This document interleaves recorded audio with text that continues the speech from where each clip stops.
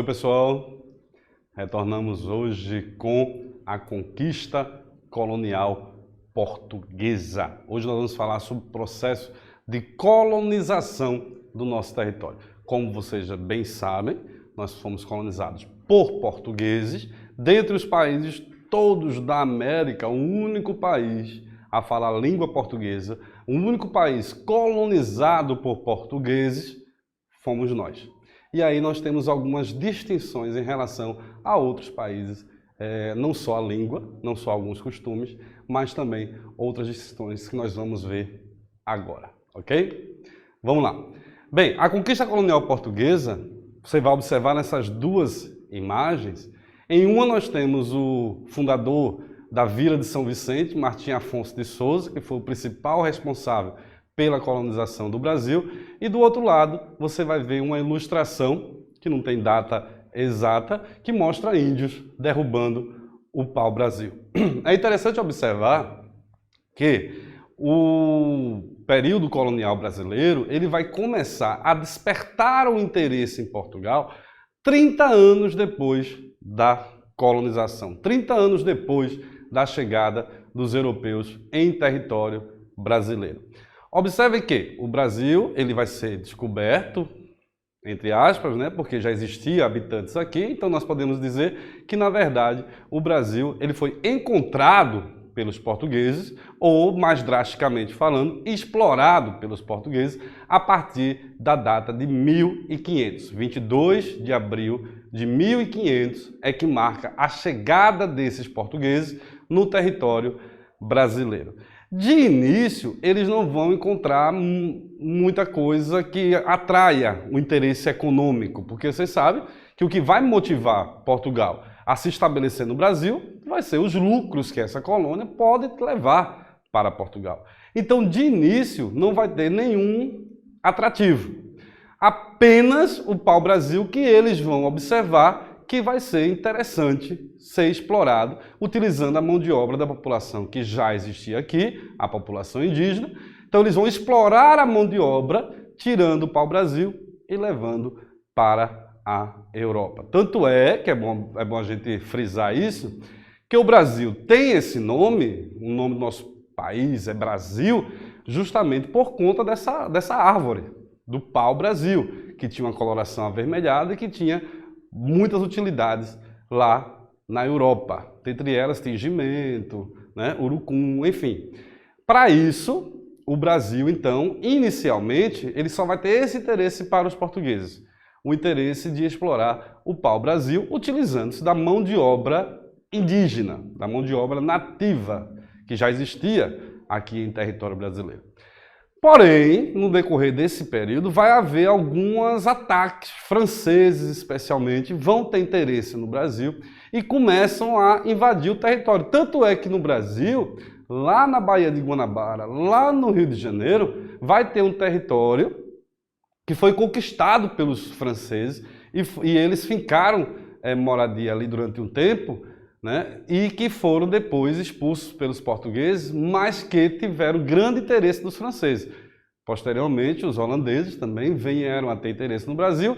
Aí, Portugal, percebendo o interesse das nações vizinhas nesse território, decide então explorar de forma mais efetiva o Brasil e iniciar o seu processo de colonização. E isso vai ser feito a partir de 1534. Ou seja, mais de 30 anos depois do território ter sido descoberto.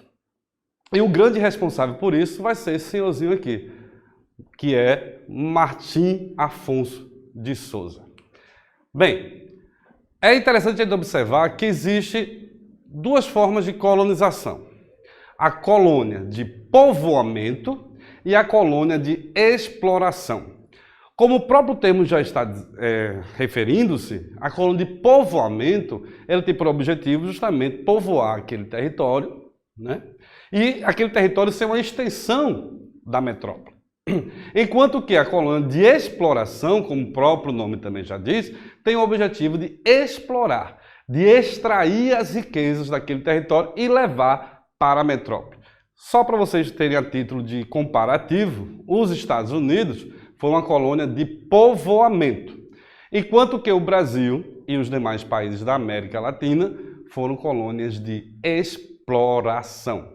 Agora, nesse período aqui, em que, como eu disse, os portugueses ainda não tinham tanto interesse no Brasil, que vai de 1500 a 1530, a gente vai observar algumas características desse período aqui. Bem, os portugueses chegaram em 500 e durante os primeiros anos não encontraram minas de ouro nem metais preciosos.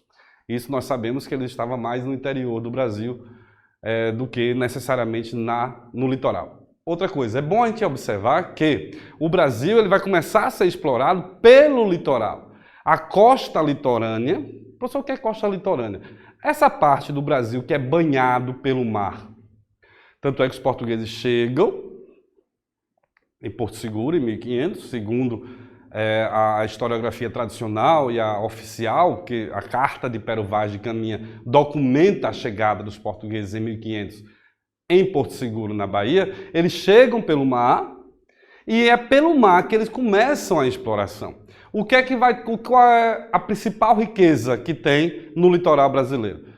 Vai ser a Mata Atlântica. Tanto é que essa Mata Atlântica atualmente ela está praticamente extinta. Pouca coisa da Mata Atlântica a gente tem conhecimento. Inclusive as matas do nosso redor aqui, Vitória, Recife, resquícios da Mata Atlântica. Tanto é que nós somos chamados de Zona da Mata, né? Essa região toda aí. Enfim, voltando aqui. O pau-brasil era o único bem de valor encontrado nas terras recém-descobertas. Durante 30 anos, a relação entre Brasil e Portugal se resumiu à extração do pau-brasil, obtida através do escambo. O que é escambo, professor? Escambo é um movimento de troca. Os portugueses trocavam com os índios aqueles objetos que para os índios eram novidade, né? Espelhos, armas, munição, facas, ou seja, tudo aquilo que vinha de Portugal, que os índios não conheciam, os portugueses faziam trocas. Essas trocas é chamada de escambo, ou seja, eu lhe dou o espelho e você me dá a sua riqueza. Os índios, como não conheciam, achavam que era um bom negócio, acabavam então se limitando e se permitindo a essa forma de exploração através do escambo. Nesses primeiros momentos, não havia o interesse dos portugueses em habitar a terra encontrada, como nós já falamos anteriormente. Restringiu-se a costa brasileira, essa parte litorânea, baseava-se na extração do pau-brasil, utilizava os nativos como mão de obra.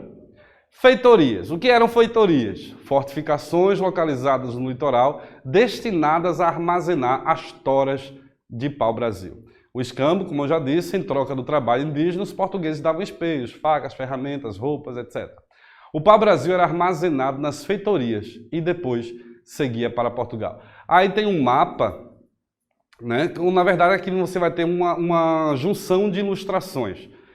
Vai ter aí o Lobo-Homem, um mapista, né? que faz o Atlas Miller, junto com Pedro Reinel e Jorge Reinel. O que está ali na sua direita vai ser justamente o mapa do Brasil na época. Você vê que tem a ilustração aí de índios sendo explorados, aí é o mapa. E do outro lado vai ser uma pintura de Antônio de Holanda chamada O Descobrimento do Brasil, que você vê as caravelas e os portugueses chegando aí. Tudo isso está no Museu Histórico Nacional no Rio de Janeiro, que infelizmente pegou fogo há um tempo atrás e algumas obras se perderam. Outras conseguiram ser recuperadas. Bem, para povoar era necessário eles encontrarem algo que desse lucro. O pau-brasil já estava sendo explorado, só que o pau-brasil ele praticamente se extinguiu. Porque tudo aquilo que você tira e não replanta, uma hora acaba. E o pau-brasil começou a desaparecer da costa brasileira. Então eles tinham que ter uma nova forma de lucrar com a colônia. Então o que é que foi pensado? O que é que poderia ser feito no Brasil para que o Brasil desse lucro à colônia portuguesa, à metrópole portuguesa? Então, um principal produto que foi encontrado para se estabelecer em território brasileiro vai ser a cana-de-açúcar. E a cana-de-açúcar é quem vai ser o vetor para o início da colonização de fato do Brasil. Mas como os portugueses eles já tinham uma tradição na produção de açúcar e eles tinham um mercado para isso através da Ilha da Madeira, da Ilha dos Açores, que já eram produtores e também eram colônias de Portugal, eles vão usar esse mesmo modelo em território brasileiro. Então a cana-de-açúcar, o chamado ouro branco, é que vai ser o responsável pela colonização, de fato, e estabelecimento do governo português em território brasileiro. A crise do comércio oriental e as constantes ameaças externas levaram os portugueses a se interessar pelo povoamento do Brasil. Martim Afonso de Souza, aquele carinha lá do começo, que a gente viu a foto dele, encarregado de iniciar a colonização das terras americanas pela coroa portuguesa, trouxe mudas de cana-de-açúcar para o Brasil e colonos com a experiência no cultivo e na produção do açúcar. Então, não somente as mudas, mas também os colonos que tinham essa tradição. Então, Martim Afonso, ele foi esperto, ele vai trazer, além da cana-de-açúcar, ele vai trazer também colonos que dominavam esse manejo, que podiam produzir e sabiam como lidar com o processo da cana-de-açúcar, do plantio e da extração posterior do açúcar. Então, Martim Afonso começa, então, esse processo, trazendo da Ilha da Madeira, essas primeiras mudas de cana, vai vir da Ilha da Madeira e trazem também os colonos que tinham a tradição de fazer isso daí. Lembrando que Martim Afonso Souza, ele foi um dos primeiros capitães donatários. O que eram os donatários? Eram aquelas capitanias hereditárias que foram criadas no Brasil. O Brasil foi dividido em várias capitanias. Essas capitanias tinham seus donatários. No caso, Martim Afonso era lá donatário da capitania de São Vicente. E essas capitanias começaram a desenvolver o plantio da cana. Lembrando que esses capitães, os donatários, eram aqueles que eram escolhidos pela coroa portuguesa. A coroa portuguesa doava essa terra para eles, as capitanias, e eles ali tinham que investir, produzir açúcar. Era uma forma que Portugal encontrou de colonizar o Brasil.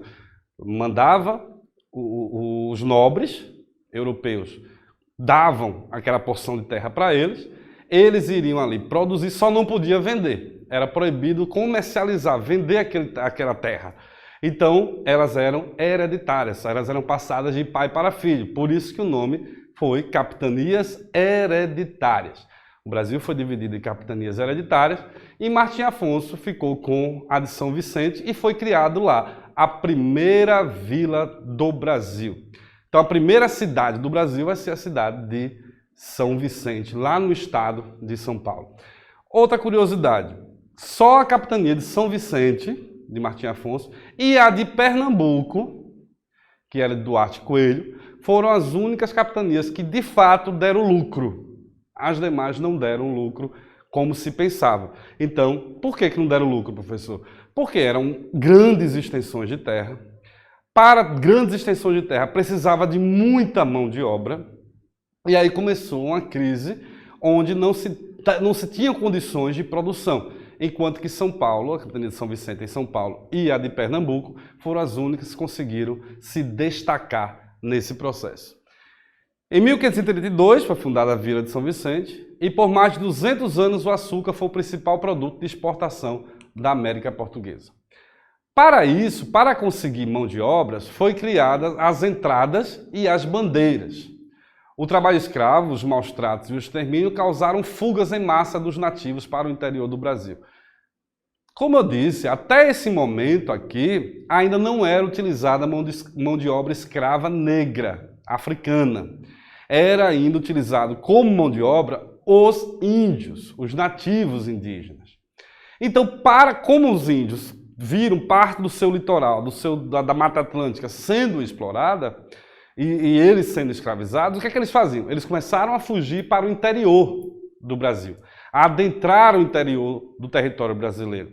E aí, para conseguir trabalhadores para a cana-de-açúcar, o governo ele vai criar as entradas.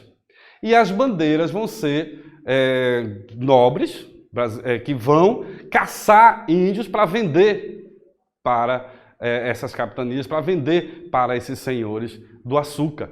Então, eles começam a criar as entradas e as bandeiras. Tem duas diferenças. A entrada vai ser oficial do governo, um órgão oficial do governo que vai adentrar dentro do interior do Brasil para caçar nativos indígenas, enquanto que as bandeiras vão ser atividades mais autônomas.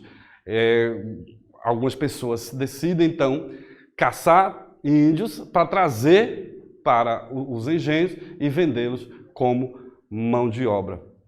Então, entradas, expedições para o interior do Brasil organizadas pelas autoridades coloniais para capturar índios. Já as bandeiras, expedições para o interior do Brasil organizadas por particulares para a captura de índios. Ah, professor, o que seriam essas bandeiras aí? Eu já ouvi alguma coisa a respeito. Sim, você já ouviu. Os bandeirantes, por exemplo, de São Paulo, que tem vários monumentos em homenagem aos bandeirantes em São Paulo, eles eram os que estavam à frente das bandeiras. Por isso que eles ficaram chamados depois de bandeirantes. Então, os bandeirantes paulistas que foram um dos grandes responsáveis pelas bandeiras que invadiam aldeias, matavam índios e traziam à força, amordaçavam, enfim. Tanto é que as entradas, elas, depois de um tempo, ficaram proibidas, mas os bandeirantes continuaram clandestinamente capturando índios para escravizá-los, vender como escravos. Aí vem a motivação religiosa da colonização. Bem, é necessário aqui a gente pontuar um contexto histórico. Qual o contexto histórico, professor?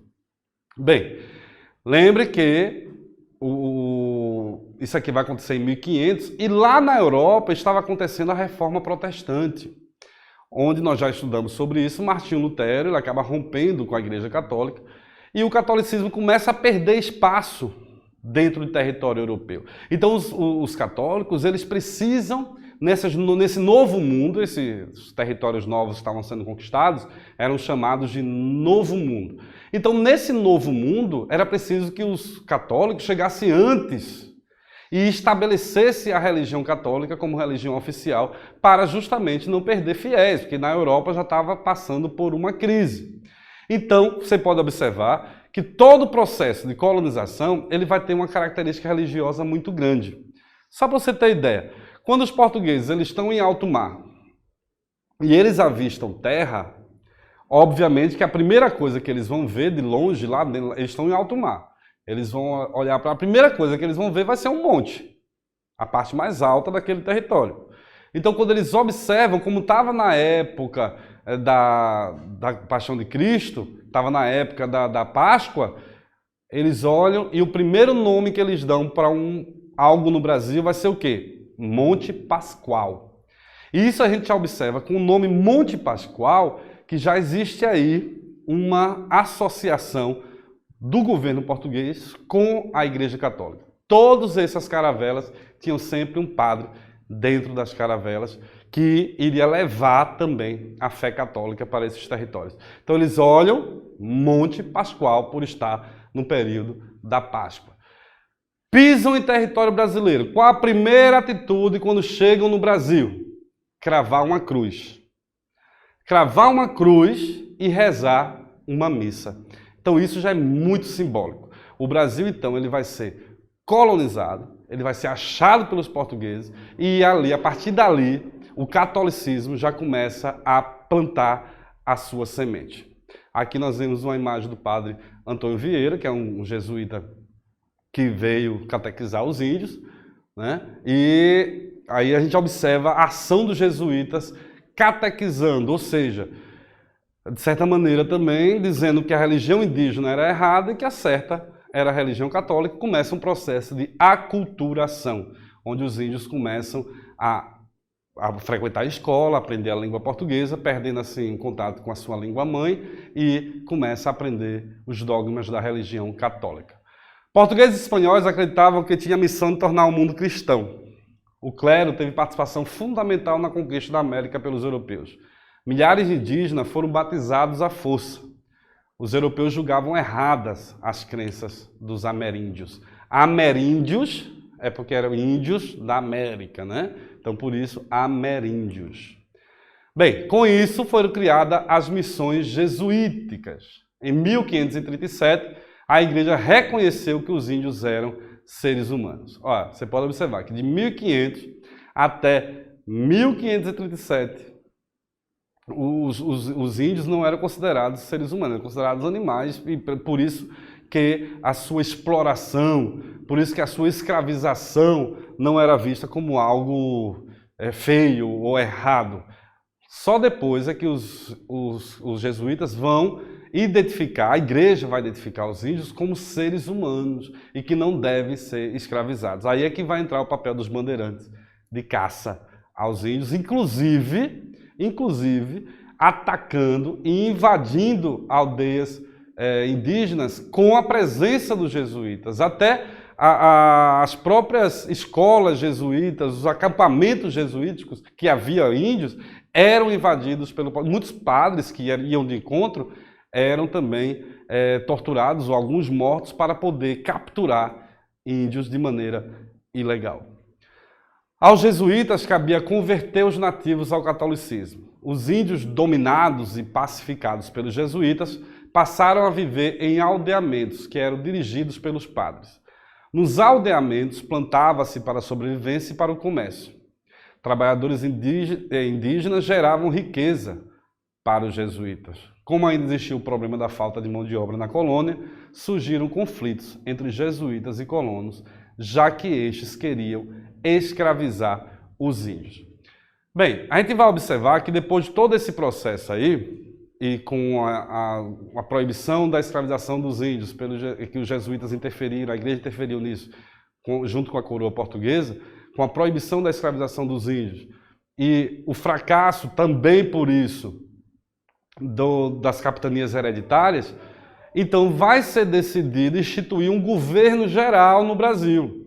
Ao invés de ser dividido por capitanias, vamos instituir um governo geral, ou seja, um governo que vai governar todo o território brasileiro a partir de uma capital. Aí vai ser Salvador escolhida como a capital do Brasil, Salvador, na Bahia, a primeira capital do Brasil, Recife, que vai ser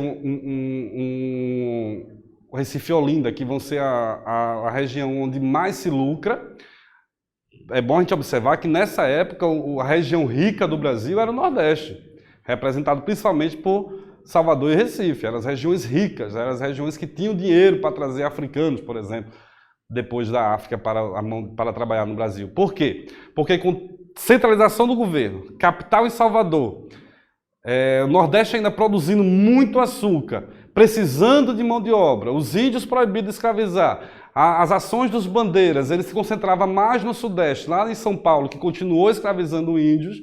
Aqui no Nordeste, como era a maior produção de açúcar, vai fazer o quê? Vamos então providenciar outra mão de obra. E aí essa mão de obra escolhida vai ser a mão de obra negra, a mão de obra africana. Então começa-se o tráfico negreiro. E o primeiro governador-geral do Brasil vai ser Tomé de Souza. Vai ser o primeiro governador-geral do Brasil. Enfim, com tudo isso, isso já é pauta para outra aula, a gente observa que durante o período de colonização, nos anos iniciais, Portugal não teve tanto interesse no Brasil. Quando ele observa que vai ter ações de piratas e de outros países querendo tomar conta do território, é que eles vão se estabelecer e vão decidir colonizar de fato o Brasil, e aí cria as capitanias hereditárias, tendo sucesso a de São Vicente e a de Pernambuco, São Vicente e Martim Afonso, Pernambuco, Duarte e Coelho, e com o fracasso dessas capitanias, principalmente pela ausência de mão de obra, porque os jesuítas chegam, aculturam os índios, a igreja proíbe a escravização dos índios, reconhecendo-os como seres humanos, é instituído o governo geral e a partir daí, para substituir a mão de obra indígena, começa-se a chegar mão de obra negra da África. Ok? É isso aí, pessoal. Assim, ficamos por hoje aqui e na próxima aula a gente dá continuidade a outros assuntos. Tá certo? Pois até mais e até semana que vem.